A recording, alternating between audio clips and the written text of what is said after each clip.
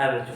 तो मैं फिर से आपका स्वागत करता हूँ। तो आज से क्लासेस आपकी रेगुलर चलेंगी और आप कुछ जितने भी बच्चे हैं, जितने भी बच्चे भी तैयारी कर रहे हैं, ठीक है, जो भी एसएससी 10+ लेवल तक के या एनडीए के, ठीक है, जितने भी बच्चे हैं जो कि अभी नए नए नए नए क्या कर रहे हैं, आए हुए हैं किसमें, तैयारी के फील्ड में, ठीक है, उनके लिए भी ये आपकी वीडियो काफ़ी खास रहेगी।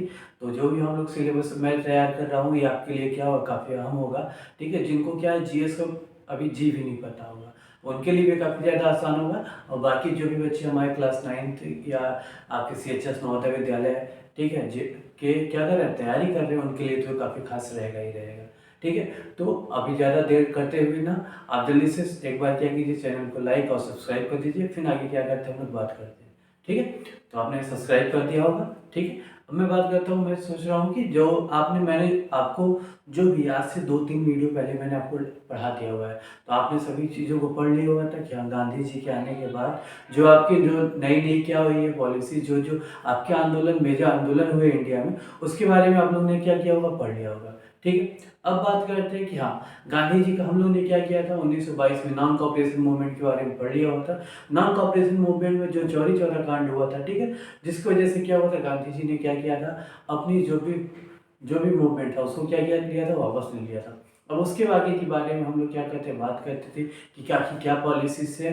अब 1920 से लेके हम लोग 1922 तक देखिए, उस समय जब 1922 में क्या हुआ, गांधी जी ने क्या किया था, नॉन कॉपरेशन मूवमेंट स्टार्ट किया था। उससे क्या होता, बाकी जो अलग जो कांग्रेस के कुछ मेंबर्स थे गांधी जी से खपा हुए थे।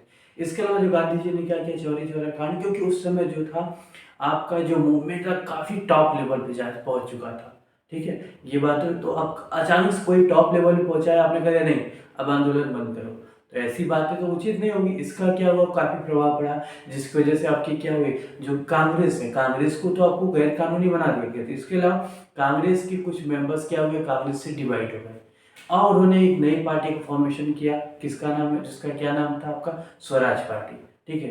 ध्यान सुनिएगा, जब 1922 में गांधी जी ने क्या किया था, नॉन कॉपरेशन मूवमेंट असहयोग आंदोलन को वापस ले लिया होता, उससे काफ़ी जो आपके अदर लीडर थे कांग्रेस के, वो गांधी जी से खपा हुए थे और वो अलग अलग दो पार्ट में क्या हो गए थे, डिवाइड हो गए थे, ठीक है। तो इसमें क्या हुआ था, एक जो अलग डिवाइड हुए तो उन्होंने क्या किया, स्वराज पार्टी का फॉर्मेशन किया।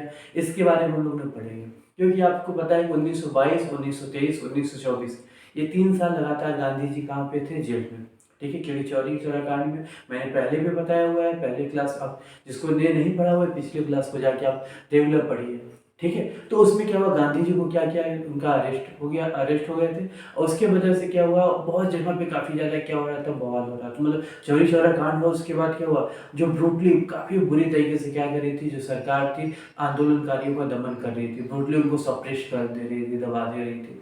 तो इससे जो आंदोलनकारी थे उनके अंदर डर भी हो सकता था।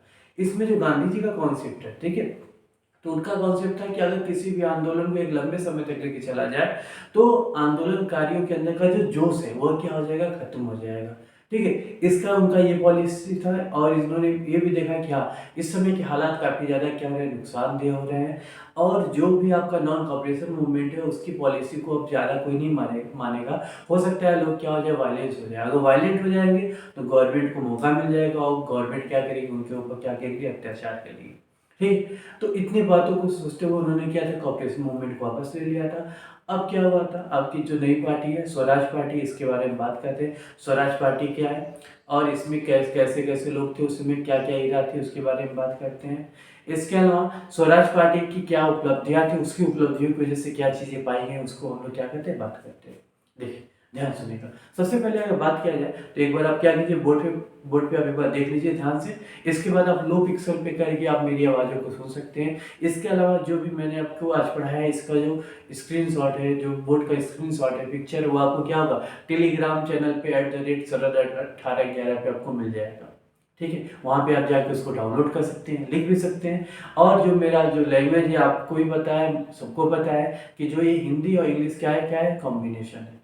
तो आपको काफ़ी ज़्यादा परेशानी बनी होगी, आप इससे क्या कर सकते हैं, पढ़ सकते हैं, ठीक है। चाहे हिंदी माध्यम में बच्चे हो, चाहे सीबीएसई माध्यम में बच्चे हो, दोनों के लिए क्या होगा, काफ़ी आसान होगा। सबसे पहले बात करते हैं स्वराज पार्टी की। स्वराज पार्टी जैसे स्वराज पार्टी क्या होती है, इसकी क्या एम थी और इनको फाउंडर भी इन्होंने क्या होता। तो अभी ध्यान दीजिएगा, इसको मैं आपकी बेसिस पे लेके चल रहा हूँ, ये नहीं कि मैं क्या करूँ काफ़ी हार्ड पे ले चलूँ। जो क्वेश्चन आपकी बुक में आने वाले हैं मैं वही क्वेश्चन आपको पढ़ाऊंगा, इससे न ज़्यादा न कम, ठीक है, ताकि आपको न ज़्यादा पढ़ना हो न कम पढ़ के हो कि हाँ सर ने ऐसा पढ़ा दिया, ऐसा नहीं है। आपको क्या करना है, टॉपिक टू टॉपिक पढ़ना है, सेलेक्टिव पढ़ना है, वही चीज़ को पढ़ना है जो आपको आए, क्योंकि आपको और सारी चीज़ें पढ़नी है, क्योंकि सिलेबस काफ़ी बड़ा है और उसको कम समय में हमें कवर करना है। हमारा टारगेट रहेगा कि एग्जाम से 1 महीने पहले ही हम लोग सारा सिलेबस कवर कर ले, उसके बाद हम लोग को बस रिविजन का काम मिले, ठीक है। तो आप सभी लोग रेगुलर इसको पढ़िए, साथ साथ में जिसके एग्जामिनेशन आने वाले हैं उनको एग्जामिनेशन की तैयारी करते रहिए, ठीक है। तो स्टार्ट करते हैं। देखिए सबसे पहले नेशनलिज्म इन इंडिया, इस स्वराज पार्टी के बारे में बात करें तो स्वराज पार्टी का जो कारण था, मेन कारण क्या था कि उसको बनने का क्या काम था।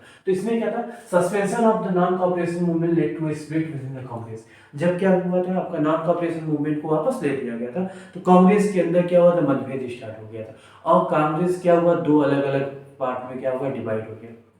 और इसी में बना क्या, स्वराज पार्टी। स्वराज पार्टी के जो फाउंडर थे, जो आपके फॉर्म भाई मोतीलाल नेहरू और चित्तरंजन दास। मोतीलाल नेहरू और चित्तरंजन दास ने क्या हुआ था, मिलकर क्या हुआ था, आपका स्वराज पार्टी का फॉर्मेशन किया। कहाँ पे, स्वराज भवन एट इलाहाबाद 1 जनवरी 1923 में। कहाँ पे, स्वराज्य भवन इलाहाबाद में, जो इस समय प्रयागराज नाम हो गया है। 1 जनवरी 1923 को क्या हुआ, स्वराज पार्टी का गठन हुआ, ठीक है। इसके बाद इसका एम क्या था, इसका एम था कि जो ऐसे नॉन कोऑपरेशन मूवमेंट में हम लोगों ने सुना हुआ था कि जो आपके जितने भी कांग्रेस के मेंबर्स थे, इंडियन नेशनल कांग्रेस के मेंबर थे, इन्होंने क्या किया था कि 1919 एक्ट के तहत जितने भी चुनाव हो गए, क्योंकि वहाँ पे क्या हुआ था, जो ब्रिटिशर्स ने क्या था, इंडिया को और भी अलग अलग पार्ट में डिवाइड कर दिया था जाति और धर्म के नाम पे, ठीक है। तो इनका मेन एम था कि 1919 में कि हाँ जो भी आपका क्या होगा, चुनाव होगा, विधायक का चुनाव होगा, पार्लियामेंट के जो कि विधायक का लेजिस्लेटिव का चुनाव होगा, उसमें वो क्या करेंगे, भाग नहीं लेंगे। लेकिन अब यहाँ पे क्या हुआ था, जो स्वराज पार्टी थी इसका एक दूसरा था। उन्होंने क्या सोचा कि नहीं, हमें क्या करना चाहिए, बाहर से तो हम लोग ने वोट कर लिया लेकिन इसका कोई फायदा नहीं मिल रहा है, अब हमें पार्लियामेंट में जाके क्या करना चाहिए, अपनी बातों को रखना चाहिए। और 1923 में क्या हुआ, जब इन्होंने इसी की वजह से क्या हुआ, स्वराज पार्टी का क्या किया, फॉर्मेशन किया। और 1923 में स्वराज पार्टी ने पूर्ण बहुमत से क्या हुआ, चुनाव में उनकी जीत हुई। तो ये काफ़ी अच्छी बात हुई।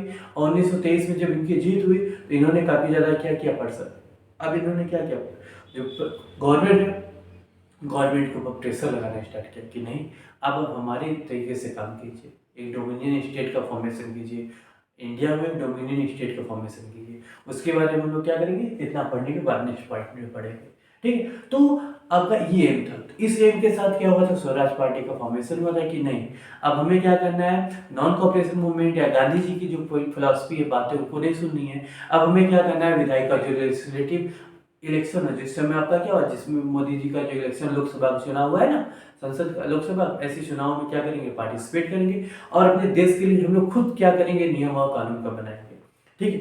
तो आपका क्या हुआ, देखिए, तो आपका एम क्या था, 1919 के एक्ट के अंतर्गत चुनाव विधायक लेजिस्लेटिव इलेक्शन के चुनाव के बहिष्कार की नीति का त्याग करना, जो कि हमका नॉन कोऑपरेशन मूवमेंट ने किया था, ठीक है, तथा चुनाव में भाग लेना था। मतलब उस जो नॉन कोऑपरेशन मूवमेंट का जो एम था उसको हमको क्या करना है, त्याग कर लेना है, छोड़ देना है। और हमें क्या करना है, जो भी इलेक्शन हो रहा है उसमें क्या करना है, पार्टिसिपेट लेना है। और मैंने बताया भी पार्टिसिपेशन भी हुआ, काफी अच्छे मात्रा में क्या हुआ, इनके इलेक्शन में क्या हुआ, जीत भी हुआ।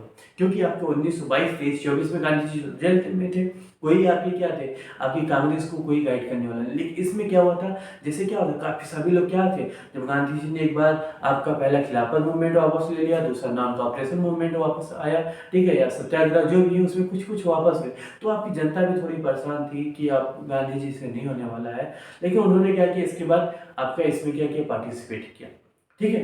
तो इसके बाद 1923 में, कब, 1923 में 1923 में 1923 के इलेक्शन में इनका काफी अच्छा क्या हुआ, रिजल्ट आया। अब रिजल्ट आया तो ये क्या हुआ, पार्लियामेंट में गए, पार्लियामेंट में जाएंगे तो जिसके पास भी ज्यादा सीट होंगी उनकी बातें सुनी जाएंगी। और उस समय आपकी बातें सुनने का ये था कि अगर कोई पार्टी क्या होती है, अगर उसके अगेंस्ट आप क्या करते जा रहे हो तो नेता क्या कर सकते हैं, जो भी लीडर्स हैं वो क्या कर सकते, उनके पास राइट था, क्योंकि जनता ने उनको सुना हुआ है। और जनता के अगर खिलाफ जाएंगे तो ये गलत होगा, जनता उपद्रव कर सकती है या सरकार के खिलाफ जा सकती है, ठीक, ये चीजें थी। अब गठन के अवसर पे Indian national Congress divided into two part. जब क्या हुआ, स्वराज पार्टी का फॉर्मेशन हुआ तो इंडियन नेशनल कांग्रेस दो पार्ट में डिवाइड हो गया। पहला प्रो चेंजर, दूसरा नो चेंजर। प्रो चेंजर का मतलब होता है जो कि अब गांधी की फिलॉसफी को नहीं मानना चाहते थे, अब नई फिलॉसफी को लाना चाहते थे, उन्हें हम लोग क्या बोलते थे, प्रो चेंजर। और जो गांधीयन थे, गांधीयन फिलॉसफी को मानते थे, उसे हम लोग क्या बोलते थे, नो चेंजर। देखिए, pro changer who do not faith in the policy of Gandhi, that is C R Das, Motilal Nehru, Subhash Chandra Bose, Vithal Bhai Patel और लाला लाजपत राय। ये क्या थे, आपके प्रो चेंजर थे, और ये क्या थे, गांधी जी की फिलॉसफी को नहीं मानते थे। दूसरा था नो चेंजर, जो कि क्या करते थे, जिसमें सरदार भाई वल्लभ भाई पटेल थे, चक्रवर्ती राजा गोपालचारी थे, ऐसे लीडर थे। तो ये क्या करते थे, आपके गांधी जी की फिलॉसफी को क्या करते थे, मानते थे। अब बात करते हैं नोट, कुछ नोट पॉइंट है, इसको आप ध्यान सुनिएगा।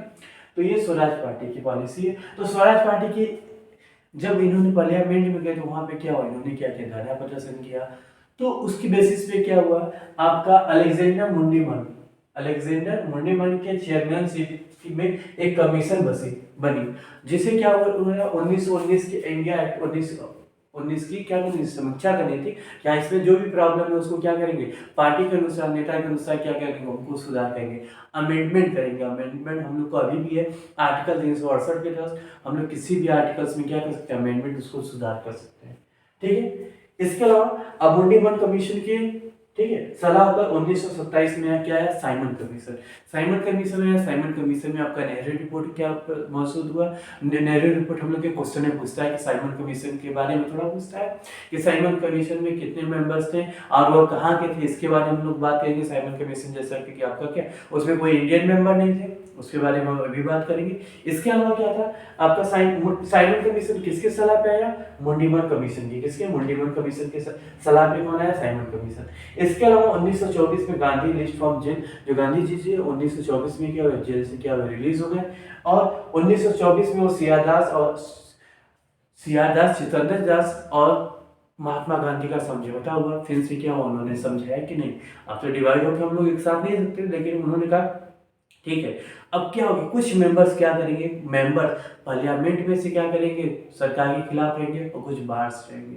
तो यह फिर से कांग्रेस पार्टी क्या हुई, स्वराज के साथ मिल गई और इनका फिर से समझौता हुआ कि हाँ ठीक है, आप क्या कीजिए, पार्लियामेंट के अंदर से क्या कीजिए, लड़ाई कीजिए और हम लोग बाहर से करेंगे या सहयोग आंदोलन करेंगे। तो इन दोनों तरफ से क्या होगी, सरकार परेशान रहेगी। तो ये चीज़ों का इनको बात था, ठीक है। और इसके बाद है आपका कुछ और, जैसे सत्याग्रह है और हिंदू महासभा, इसके बारे में सुन लीजिए। झंडा सत्याग्रह 1922 में नागपुर सेशन में आपके जो कांग्रेस पार्टी की लीडरशिप में झंडा सत्याग्रह हुआ 1922 में, ध्यान सुनिएगा।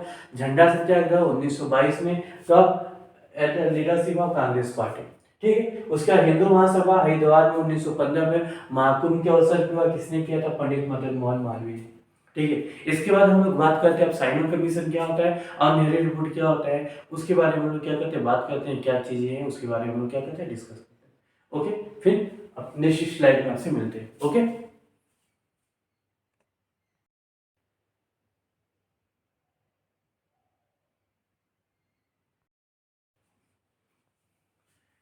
ठीक है, तो नेक्स्ट पॉइंट स्टार्ट करते हैं। जैसे मैंने बोला था, साइमन कमीशन और नेहरू रिपोर्ट के बारे में बात करते हैं, ठीक है।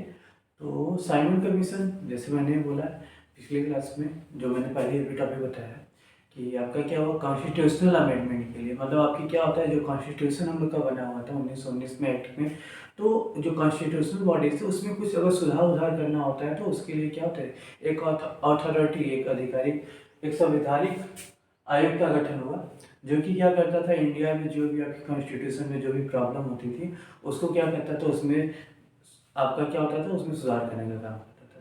तो इसी के लिए आपका साइमन कमीशन है, जो कि 1998 में, जो इंडिया एक्ट 1919 था उसमें सुधार करने के लिए। देखिए, इसके जो हेड थे वो क्या थे, सर जॉन साइमन थे और ये लिबरल डेमोक्रेटिक पार्टी से बिलोंग करते थे। किससे, लिबरल डेमोक्रेटिक पार्टी से क्या थे, बिलोंग करते थे।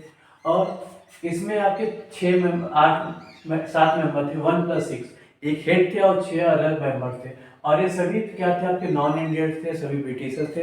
ब्रिटिश पार्लियामेंट में जो आपके क्या थे, लीडर थे, मेनली अलग अलग पार्टी के, ठीक है, फेडरल पार्टी के, आपके डेमोक्रेटिक, लिबरल डेमोक्रेटिक पार्टी के, इन्हीं के जो मेन लीडर थे वही क्या थे, इसके मेंबर थे। 6 7 मेंबर थे और सभी क्या थे, नॉन इंडियन थे। तो सभी लोग नॉन इंडियन थे। अभी बताओ, आपके लिए कोई दूसरे देश का क्या कहता है, आपके लिए नियम कानून बनाएगा तो आप उसे एक्सेप्ट करेंगे? नहीं।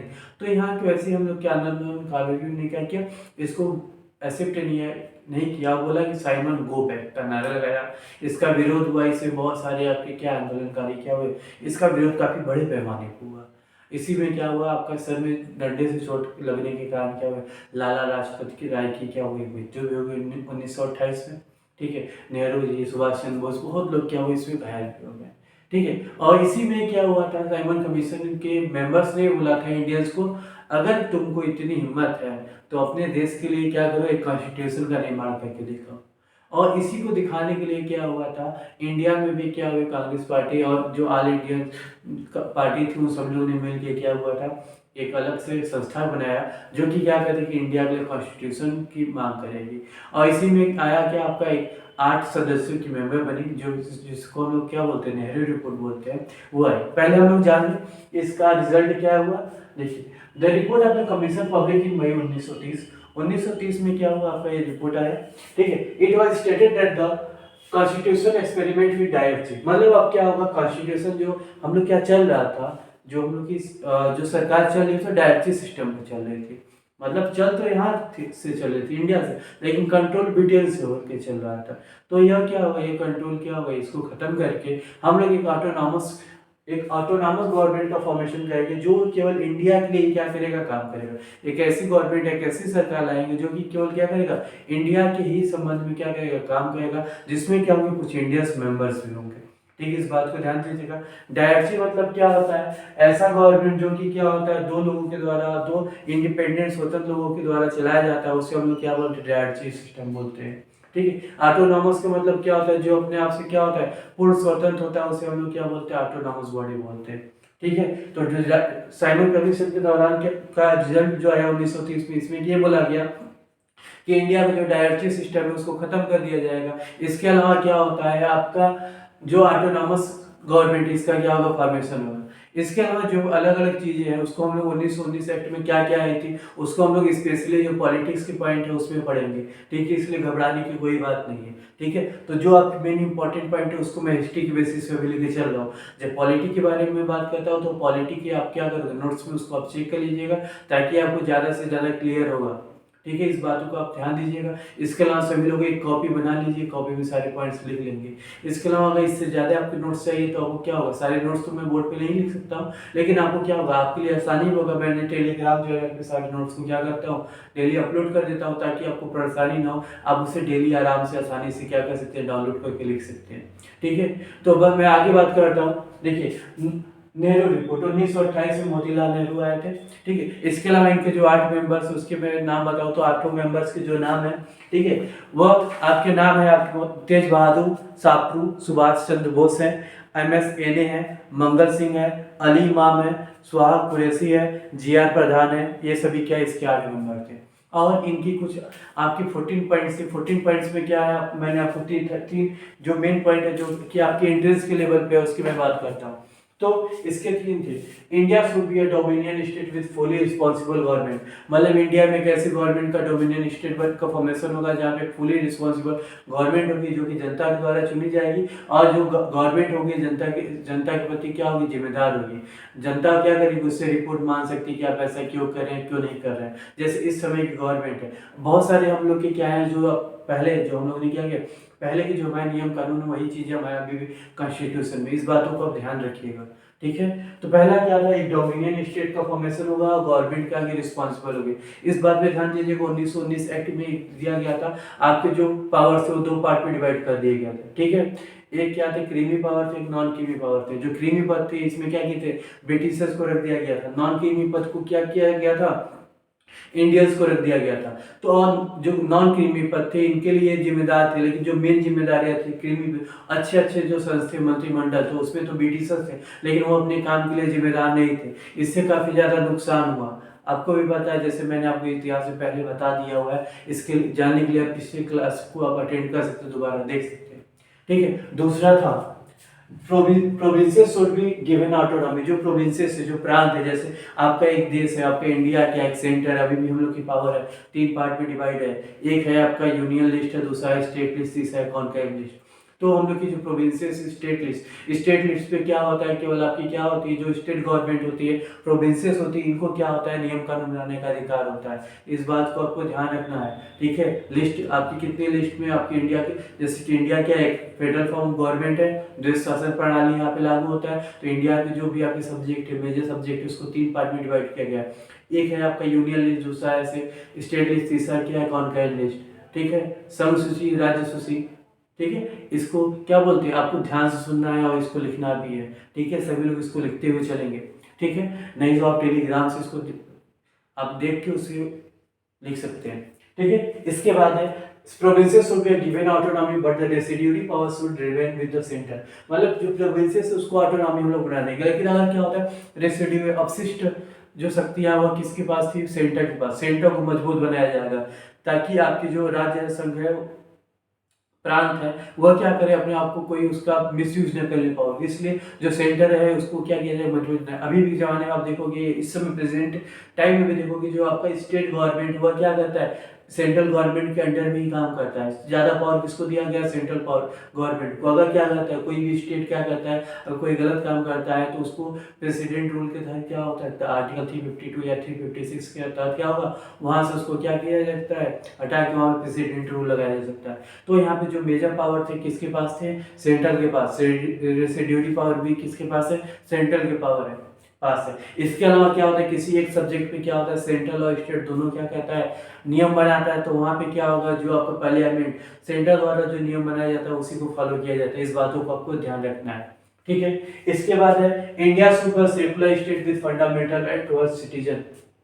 इसके साथ इंडिया के जितने भी सिटीजन थे, इनको 19 मौलिक अधिकार, फंडामेंटल राइट दिए गए थे। और इसके अलावा क्या हुआ, इंडिया को एक सेकुलर स्टेट बनाने का भी क्या हुआ रखा गया प्रस्ताव कि हाँ, इंडिया को एक सेकुलर स्टेट बनाया जाएगा।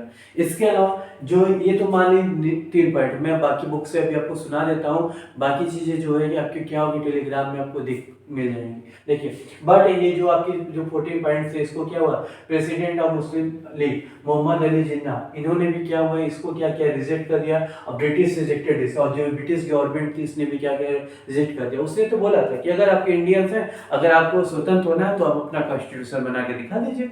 लेकिन इंडियंस के लोगों के पास ये चीजें नहीं हो पाई, ठीक है। वापस से क्या हुआ, इन सारी रिपोर्ट्स की वजह से क्या हुआ, फिर इन्होंने 1930 में अपना रिजल्ट शो किया। अभी मैं बताता हूँ कि आपके जो 14 अलग अलग पॉइंट्स थे, नेहरू रिपोर्ट के अलग अलग पॉइंट थे। इसके अलावा मोहम्मद अली जिन्ना ने भी क्या किया, अपने पॉइंट्स दिए। उन सारी चीजों को मैं आपको अभी बताता हूँ। इसके अलावा इसका पॉइंट्स आपको उसमें मिल जाएगा। देखिए, अभी मैं दिखा रहा हूँ, ये सारे नोट्स मैंने क्या किया, अलग अलग किताबों से मैंने आपको बताए हुए हैं, तो मैं बता देता हूँ। देखिए, पहला है डोमिनियन स्टेट, जैसे मैंने आपको बताया कि सेल्फ गवर्नमेंट का फॉर्मेशन होगा, प्रोविंसेस को फ्री कर दिया जाएगा। और जो रेसिड्यूरी पावर है वो किसको दे दिया जाएगा, सरकार को, सेंट्रल गवर्नमेंट को दिया जाएगा, ठीक है। जो सेपरेट इलेक्टोरल सिस्टम है, मतलब जो जाति या धर्म के नाम पे क्या होता था, इलेक्टोरल सिस्टम होता था, इसको क्या किया जाएगा, बंद कर दिया जाएगा। ये ऐसा नहीं कि कहीं पे मुस्लिम समुदाय तो मुस्लिम ही लोग वहां पे उठेंगे, या हिंदू समुदाय तो हिंदू लोग हैं, तो इन सभी चीजों को बंद कर दिया जाएगा। क्योंकि इससे क्या होता है, इंडिया का विभाजन हुआ था, अलग अलग पार्ट में इंडिया डिवाइड हो जा रही थी। ये चीजें क्या थी, गलत थी। इसका क्या हुआ था, इन्होंने अपोज किया हुआ था,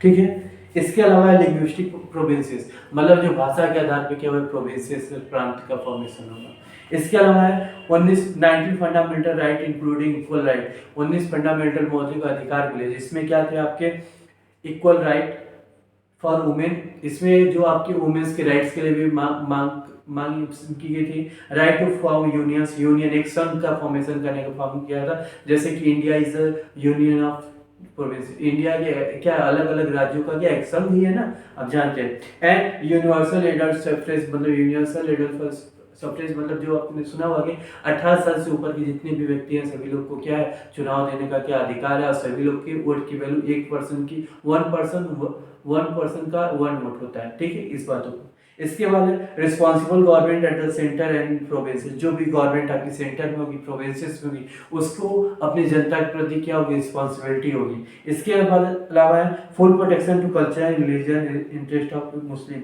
इसके अलावा जो भी आपके क्या माइनॉरिटीज है, जैसे मुस्लिम है, इनकी कल्चरल और रिलीजियस, इनकी जो धार्मिक और जो भी कल्चर प्रोग्राम होते हैं, इन सभी चीज़ों को क्या किया जाएगा, संरक्षण किया जाएगा, कंजर्व किया जाएगा।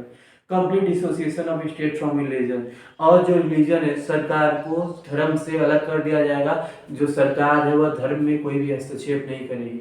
इस बात को ध्यान दीजिएगा, अभी भी यही चीज़ चल रही है। India is a secular state, ये किसी भी धर्म में हस्तक्षेप नहीं करती है, ये अपना काम खुद से करती है। अगर सरकार क्या करती है, अगर क्या होती है, किसी धर्म में हस्तक्षेप करती है, तब तक नहीं कर सकती जब तक उसी के धर्म की वजह से किसी को प्रॉब्लम ना हो या कोई चीज़ ना हो, ठीक है, तब तक। इसके अलावा है इसमें जो जिन्ना ने क्या किए थे, प्रस्ताव दिए थे कि हाँ इन सभी चीज़ों को क्या किया जाए, बदल दिया जाए। तो क्या चीज़ें थी, 1/3 representation to Muslim in the central legislature. उन्होंने बोला कि जो भी सेंट्रल लेजिस्लेचर है उसमें अगर 100 सीट है तो उसमें से 33 सीट किसको चाहिए, मुस्लिमों को, मुस्लिम पार्टी उसको चाहिए। ये उनका प्रस्ताव था। Reservation to Muslim in Bengal and Punjab legislature proportionate to their population. जो भी मुस्लिम है पंजाब और बंगाल में, उसमें मात्रा ज़्यादा थी, तो वहाँ पे क्या होगा, उनको एक क्या होगा, एक आरक्षण चाहिए कि हाँ उस सीट पे केवल मुस्लिम की सीट ही रिजर्व कर दिया जाएगा, वहाँ पे केवल मुस्लिम ही क्या करेंगे, चुनाव लड़ेंगे। इसके अलावा है आपका रेसिडुअल पावर टू प्रोविंसेस। जो रेसिडुअल पावर है अपनी शक्तियाँ ये प्रोविंसेस को दे दी जाए। तो ये चीज़ सही नहीं, आज भी नहीं सही है, कल भी नहीं सही थी। तो आपके मोहम्मद अली जिन्ना ने ये प्लान दिया होता। आप देखते हैं कि जिन्ना ने क्या क्या अपने पॉइंट्स दिए हुए थे उसके बारे में बात की। इन्होंने 14 पॉइंट्स दिए हुए थे, ठीक है। तो देखिए क्या है, फेडरल कॉन्स्टिट्यूशन द्वैध शासन का प्रस्ताव दिया हुआ था। इसके अलावा रेसिडुअल पावर टू प्रोविंसेस, जो आपकी अवशिष्ट शक्तियां हैं, रेसिडुअल पावर है किसको दे दी जाएंगी, सेंट्रल गवर्नमेंट को। इसके बाद है प्रोविंशियल ऑटोनॉमी शुड इक्वल। जो प्रोविंशियल है सभी लोग को ऑटोनॉमी क्या होगी, दोनों की इक्वल एक बराबर रखा जाएगा। No constitutional amendment by the centre without a concurs. ये बात को ध्यान दीजिएगा कि अगर क्या होती है, अगर प्रोविंसेस किसी चीज़ पे अमेंडमेंट करती बिना, जैसे अभी कश्मीर में आपने सुना होगा कि पहले, अभी भाजपा से पहले की मैं बात करता हूँ, तो वहाँ के नियम कानून में आपकी सेंट्रल गवर्नमेंट कोई हस्तक्षेप नहीं कर सकती थी, लेकिन अब तो कर सकती है। तो इनके में भी था कि अब बिना सेंट्रल गवर्नमेंट, बिना स्टेट गवर्नमेंट के पूछे उनके नियम कानून में कोई परिवर्तन नहीं करेंगे। ये बोलेगी नहीं तो उनको नहीं करना होगा, ये बोलेगी हाँ तो उसको हाँ करना होगा। इसके अलावा our legislature and elected bodies to have adequate representation of Muslim in unit provinces assembly without reducing majority of Muslim. सभी लेजिस्लेचर या इलेक्टेड बॉडी से उसमें क्या होता है, एक सही मात्रा में क्या होगा, मुस्लिम को हर जगह, यहाँ इन्होंने क्या किया था, अपने समुदाय के लिए हर जगह मांगी की हुई थी कि हमें ये चाहिए, हमें ये चाहिए, हमें ये चाहिए, हमें ये चाहिए, ठीक है। Adequate representation to Muslim in the services and self governing body. जो भी क्या है आपकी सर्विसेज है, सर की नौकरियां, सभी में क्या होना चाहिए, एक बराबर मात्रा में चलना चाहिए कि हाँ हमें चाहिए चाहिए। तो ऐसी चीज़ नहीं, जो योग्यता जिसके पास होगा उसको मिलना ही चाहिए, ठीक है। इसके अलावा 1/3, जैसे जो मुस्लिम समुदाय है उनको क्या लेजिस्लेचर में आपका 1/3 क्या चाहिए, आरक्षण चाहिए। In any cabinet at the centre as the position 1/3 to be, कोई भी कैबिनेट मीटिंग हो उसमें 1/3 क्या चाहिए, मुस्लिम जी present. Separate electorates, electoral system उनका अलग होना चाहिए, मुस्लिम का चुनाव अलग होगा। नो बिल और resolution in legislature to be pass by 3/4 of minority communities, ठीक है। कोई भी बिल या कोई भी बिल जब तक 3/4, 3/4, कोई अगर 100 है तो उसमें कोई भी स्पेशल बिल है माइनॉरिटी के लिए, जब तक उसमें 75% वोट नहीं पड़ जाता है तब तक कोई भी बिल नहीं पास होगा। पहला 1/3 मांगा 33, उसके बाद 1/3/4 मांग लिया कि हाँ 3/4 मिलेगा तभी मैं पास करूँगा, नहीं तो नहीं। तो ये चीज़ें थी, ठीक है। इसके अलावा है any territorial distribution not to be affect the Muslim majority in Punjab. कोई भी टेरिटोरियल, किसी भी क्षेत्र का या क्या होता है डिवीजन होता है, तो उसमें आपको पंजाब, बंगाल, इसके अलावा नॉर्थ वेस्ट फ्रंटियर में जो रहने वाले प्रोविंसेस हैं उसमें कोई अफेक्ट मुस्लिम लोगों के ऊपर नहीं पड़ना चाहिए। Separation of Sindh from Bombay, जो सिंध है ठीक है उसको बॉम्बे से अलग करना है। इसके अलावा constitutional reform in the NWFP north west front provinces और बलूचिस्तान में कुछ कॉन्स्टिट्यूशन संवैधानिक क्या होंगे, कुछ रिफॉर्म होंगे। इसके अलावा full religious freedom to all communities, जितने भी कम्युनिटीज सबको आपकी क्या होगी, रिलीजियस जो भी धर्म है उसके सभी चीज़ें छूट दे दी जाएगी। Protection of Muslim right in religion culture, और जो भी मुस्लिम है वो मुस्लिम समुदाय की जो रिलीजन है, धर्म है, कल्चर है, एजुकेशन है, उन सभी चीज़ को कंजर्व किया जाएगा, प्रोटेक्ट किया जाएगा। ठीक है, तो ये भी बातें थी, इसको भी क्या हुआ था, लोगों ने नहीं माना। तो ये सभी चीज़ें क्या थी, चली थी। इसके लिए आप क्या कर सकते हैं, जाके टेलीग्राम पे इसका नोट्स आप देख सकते हैं। जितने भी तैयारी करने वाले अगर बच्चे हैं वो भी इसको क्या कर सकते हैं, जाके उसमें पढ़ सकते हैं। तो ये आपको 1930 का क्या था, कंडीशन था। इसके अलावा हम लोग का जो नेक्स्ट टॉपिक है वो क्या है, पूर्ण स्वराज। पूर्ण स्वराज के बारे में हम क्या करेंगे, नेक्स्ट वीडियो में क्या करेंगे, डिस्कस करेंगे। इसके अलावा सभी लोग मन से पढ़िए और डेली पढ़िए। जो भी आपके अंदर जो कंसिस्टेंसी है उसको बना के रखिए, उसको क्या कीजिए, डेली आप पढ़ेंगे जितना, उतना आपके लिए बेटर होगा। ठीक है, एक बार क्या कीजिए, इसका स्क्रीनशॉट आप ले लीजिए। उसके बाद हम लोग क्या करते हैं, नेक्स्ट वीडियो में क्या करते हैं, बात करते हैं। ओके, आज के लिए टाटा, बाय बाय।